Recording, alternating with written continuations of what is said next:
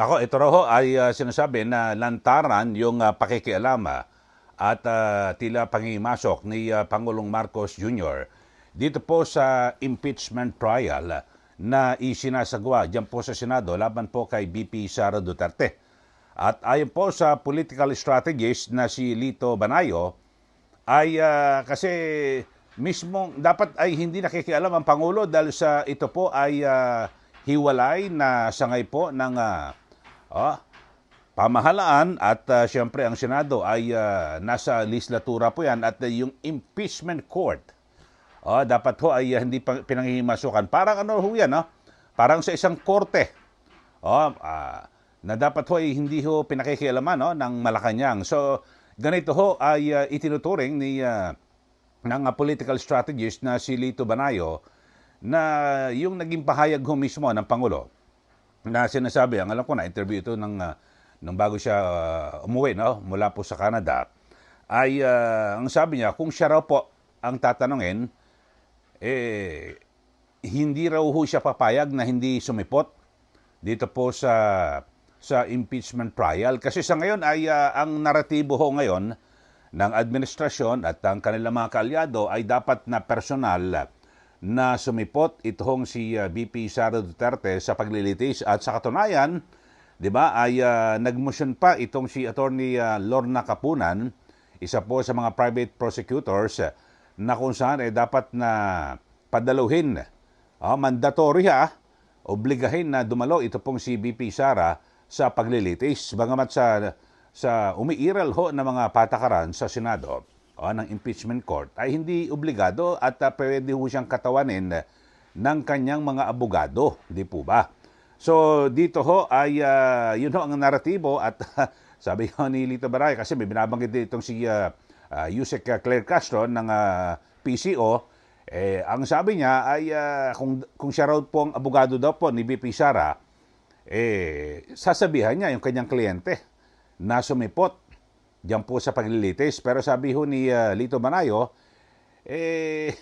wala naman sa kukuha abogado alam nyo ako, kahit na hindi ako abogado mga kababayan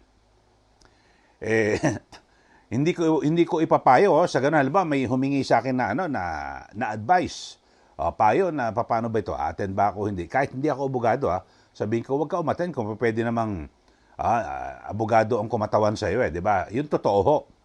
Yun totoong, di ba, malasakit ka. Kahit kaibigan mo lang ho, mga kababayan, hindi mo kliyente. Bakit mo pa-attend? Kasi alam mo naman, iba ho ang, kumbaga yung sitwasyon at klima dyan Di ba? Yung iba nga, sa mga pagdinig ho, diyan po sa Senado at maging sa Kamara, kahit na nagsasabi ka ng totoo, pero kung kukuyugin ka ng mga kongresista at ng mga senador at dadaanin ka sa taas ng boses, medyo magigitla ka, di ba? At maaring may masabi ka na iba, di po ba? At doon ka didikdikin, di po ba? So, yun ho, kung ako, bakit ka attend si BP Sara? Ito, pakinggan ho natin. Itong si Ginoong Lito Banayo, isa po sa kilala at veteranong political strategist. Panoorin natin itong si Lito Banayo. Malinaw naman kasi pangingialam ng Malacanang dito Huwag na tayong maglokohan. Unang-una, ang presidente mismo, kailangan ba niya magsalita tungkol dito sa impeachment? Na magsasabi pa siya na kung ako yan miski na sabihin ng mga abogado ko pupunta ako diyan. That is irrelevant for him because hindi siya dapat makialam diyan Pati itong spokesperson niya kanina naman si Auntie Claire, na kung siya raw abogado ng depensa, hihikayatin niya si Vice President Inday Sara. Sino ba naman kukuha sa kanyang abogado to begin with, no? I mean, kitang-kita, kung sa tinatrato nilang bobo ang mga tao no? Yun ang nakakainis sa ginagawa ng prosecution panel at ng administrasyon. Ayan po, inyong pong napakinggan at ang sabi ho ay tila ginagawang bobo ng Malacanang at ng prosecution ang publiko, taong bayan. Dahil sa maliwanag naman ho, ang sabi ho niya talagang nakikialam po ang Malacanang. Ngayon ho, lantara sa mga nakaraan ho, mga kababayan, ay parang nag-aatubili pa pasimple-simple pa na pag na-interview mo si Pangulong Bongbong Marcos Jr., ay sasabihin niya, naku, wala kaming pakialam dyan eh. Yan ay gawain ng sangay ng legislatura o ng House of Representatives at ng Senado. Pero ngayon talagang tahasa na po na nakikialam dahil sa, alam nyo, kung sa bagay ay kung sakasakali na makatuloy na makapagtakbo bilang presidente itong si BP Sara sa 2028, base po sa mga survey, siya po mananalo, di po ba? At alam naman natin, kapag yan po ay naupo, alam na rin natin mangyayari sa magiging kapalaran ni Pangulong Marcos Jr. at ng kanyang mga kaalyado, di po ba? So kaya ngayon, habang may panahon, base na rin po sa mga persepsyon at paniniwala ng ilan na talagang gagawin ang lahat ng paraan para wag makatakbo ito si BP Sara Duterte. Kakaiba ho dito sa Pilipinas, no? Dapat ho ay ang gawin, malakas to si BP Sara sa 2028 elections. Hanap tayo ng kandidato na mas malakas pa sa kanya, na mas magaling pa. Dapat ganun ho Kaso hindi talagang parang wag nating hayaan na tumakbo sa 2028, di ba? Ma-DQ. Parang sa basketball, ang galing ng player na yun. Sige, pilayan mo. Parang gano'n. Parang hindi na makalaro. Sige, sahurin mo, pilayan mo. Parang gano'n ho nangyayari. Diba masama? Sa sports gano'n Dapat magaling ba yon? Tapatan natin na mas magaling. Ikaw, mag-practice ka pa para matalo mo yan. Dapat gano'n ho, mga kababayan O kaya mag-recruit tayo, kumuha ka pa ng mas magaling, pantapat natin yan. Dapat ganon. Pero hindi di ba? Sa mga, kayo siguro, sa mga nagbabasketball, di ba? Pilayan mo. Sa mga nakaraan, ganon. Ganon po nagiging perception. Pero ngayon bumabalik yung mga ganyang ugali na, naku, malakas sa 2028. Sige, i-DQ natin. Ipa-impeach natin para siya po'y madiskwalipika at hindi na makatakbo sa 2028 election. Samantala, ito mga kababayan, yung issue na ito, na yung nangyari sa impeachment trial sa day 3, talagang makikita niyo puro nung day 2 ay marami po ang parang nagulat at nadidismaya dito po kay Attorney CJ Narbasa na puro objections. Pero nung day 3, mas malala pa pala itong si Attorney Ligutan. Ang matindi mga kababayan, hindi pa nga nakapagtatanong nag-o-object na. Mga kababayan, eto, panoorin nyo at ito, bagamat alam ko marami sa ating mga listeners at ating mga viewers na nakapanood naman kung hindi man buong buo, may portion na nakapanood na nito impeachment trial, yung day 3. Pero magbibigay ako ng kaunti na yung portion na kung saan yung binabanggit ni Senator Chis Escudero, mukhang sinabihan niya yung counsel sa prosecution, yung prosecutor na parang frustrated o napipikon siya sa hanay ng mga pagtatanong ni Attorney Narbasa. Ito, panoorin niyo mga kababayan, itong portion na ito para manariwaw sa atin yung pinagagawa ni Attorney Ligutan. Because you already sound frustrated, Counsel. In regard to this line of questioning by the counsel for respondent. I'm very patient. The counsel for respondent may proceed. Witness may answer. He already answered, Your Honor. Thank you. You earlier confirmed that there was actually a certification dated February 5, 2025. Objection, misleading. I don't I have no remember question, this Your Honor. witness. Let stating the that there counsel was- finish with this question, counsel. Yun po ang binabanggit at yung palitan kaya nakapagsalita yung presiding officer na mukhang frustrated ka sa mga tanong at parang napipiko dito kay Attorney CJ Narbasa. Pero ganun talaga.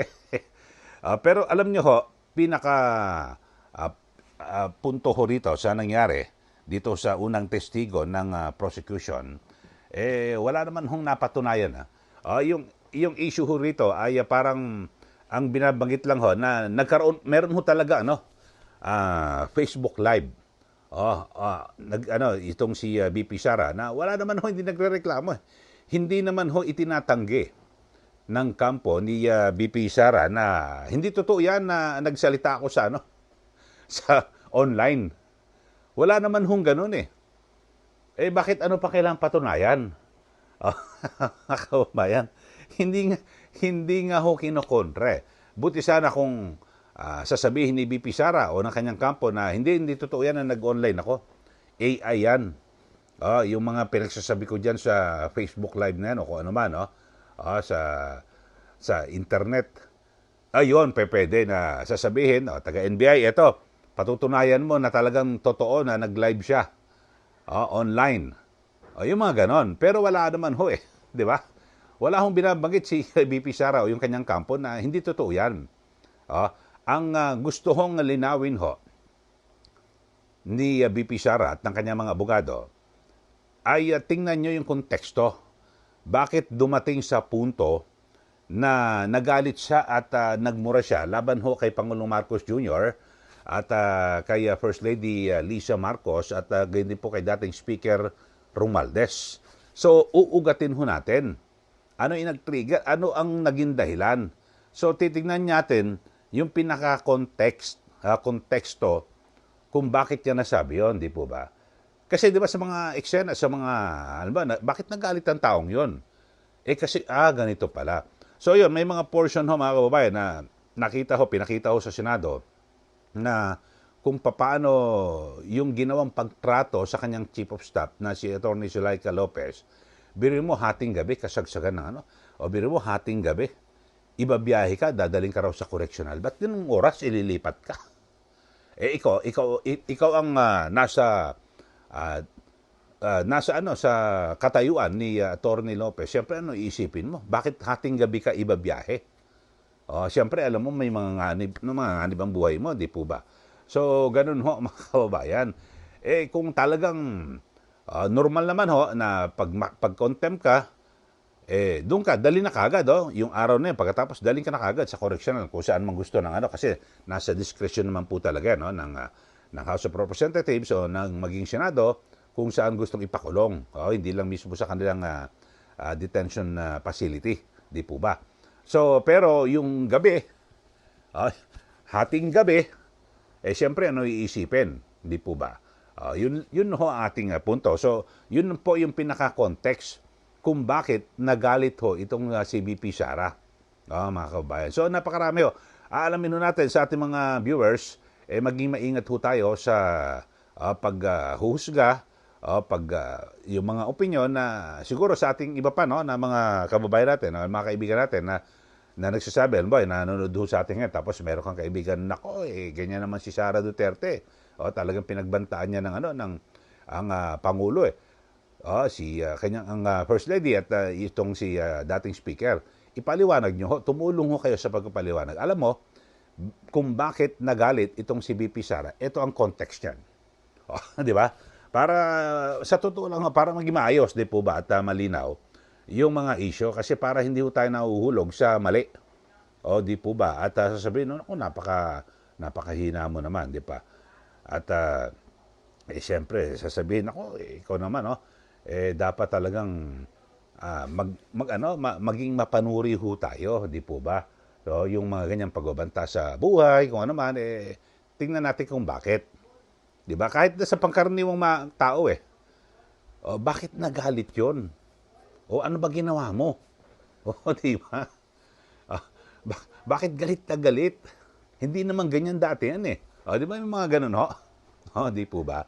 So, ito at tignan ho natin, pero sa aking obserbasyon, bilang isang taga-media, maging sa mainstream mo ako ay talagang mukhang parang wala akong nakita Sayang lang kasi sinasabi nga nagpapakila. So bagay, hindi na, in fairness dito sa NBA agent, hindi niya sinasabing siya ay expert.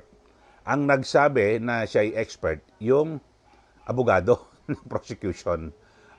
Magkaiba ho kasi tapos lumitaw, nag-training ko siya 2 linggo lang. So hindi ho gano'n na magiging expert ka kagad, di po ba?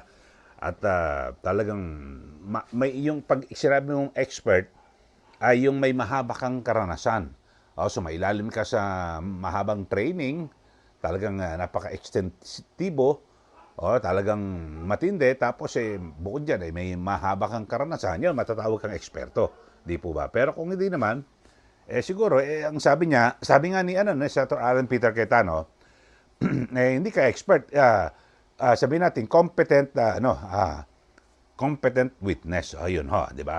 Kayo ho sa ating mga viewers na nanonood dito po sa ating palatuntunan, ano po masasabi niyo rito? So ito sabi, dalawang issue na pinag-usapan natin ay yung Malacanang, lantaran nakikialam dito po sa impeachment trial, at yung sa day 3, wala pong nangyari. Sige, magbigay na po kayo ng comment dito po sa ating channel, at para kayo updated ho. Yung ibigay nyo rin ho yung inyong nasa loobin dito po sa isyong ito. At sa mga bago lang po sa ating channel, subscribe na po kayo para kayo laging updated dito po sa ating mga issue na pinag-uusapan. At sa mga bago lang po, sige, paki-like din po at paki-subscribe. At sundan nyo rin po yung aking Facebook, Eli Saludar at Ka Eli Saludar. Maraming salamat muli. Ito po si Ka Eli. Magandang araw po sa ating lahat.